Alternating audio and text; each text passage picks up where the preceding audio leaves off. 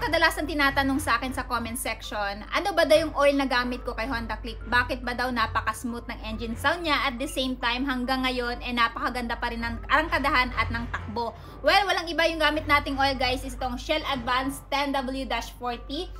Fully synthetic oil. Since nung na-discover ko na mas maganda yung arangkada ni Click nung ito yung ginamit ko at saka yung takbo niya, ito na talaga yung palagi kong ginagamit. So yung ginaganda dito sa oil na to, pag halimbawa bumili ka ng oil na to, may kasama na siyang gear oil. So package na siya kung bibilhin nyo. Kapag nag-change ako ng oil, nag-change din ako ng gear oil, parang sa ganon, mas magiging maganda yung maintenance ng Click natin. At the same time, kahit araw-araw nyo siyang gamitin, walang kalanseng, smooth yung takbo at mabilis din yung takbo niya, maganda din yung arangkadahan. So, highly recommend to, lalong-lalo na sa mga Honda Click user. Dahil ito, subok ko na, ginagamit ko to palagi at ilang taon ko na to ginagamit. So, magti 3 years na si Click.